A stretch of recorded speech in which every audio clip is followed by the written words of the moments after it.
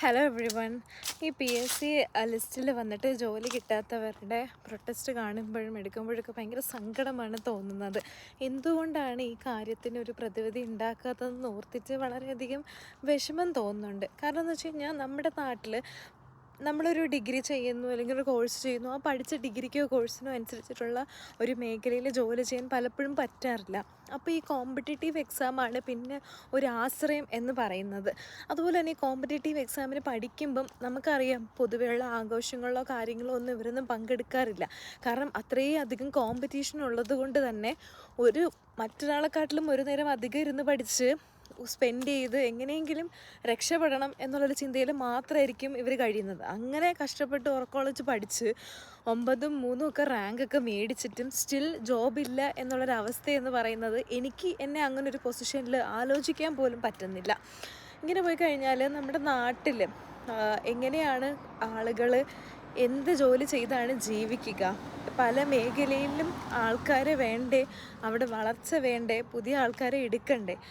ഇങ്ങനെ ആൾക്കാർക്ക് കൊടുക്കാനായിട്ട് പൊസിഷൻസ് ഇല്ലയെന്നുണ്ടെങ്കിൽ എന്തിനാണ് എക്സാം നടത്തി അവർക്ക് പ്രതീക്ഷ കൊടുത്ത് അവരുടെ ഇത്രയും സമയം ഇതിൽ അവരെ കൊണ്ട് സ്പെൻഡ് ചെയ്യിപ്പിക്കുന്നത്? At least the minimum they can do is like then not to conduct the exams if they don't have vacancy. And vacancy should be there because new projects should be there. പുതിയ കാര്യങ്ങൾ വരണം, പുതിയ ആൾക്കാർ വരണം, യുവതലമുറയെ കൊണ്ടുവരണം. അങ്ങനെയുള്ള എല്ലാ കാര്യങ്ങളും ചിന്തയിലെടുത്തുകൊണ്ട് എല്ലാ ആൾക്കാരും ഈ ഒരു പ്രൊട്ടസ്റ്റിൽ അല്ലെങ്കിൽ സമരത്തിൽ അവിടെ കിടക്കുന്ന ആൾക്കാരെ സപ്പോർട്ട് ചെയ്തിട്ട് എല്ലാവരും മുന്നിട്ടിറങ്ങണം എന്നുള്ളതാണ് എനിക്ക് പറയാനുള്ളത്. ഒരിക്കലും ഭയങ്കര സെക്യൂർഡായിട്ടുള്ള പ്രിവിലേജ്ഡ് ആയിട്ടുള്ള ആൾക്കാരായിരിക്കത്തില്ല ഈ എക്സാംസൊക്കെ കൂടുതലും എഴുതുക.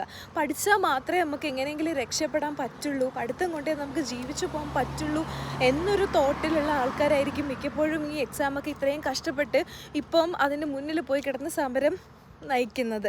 So every one please support them.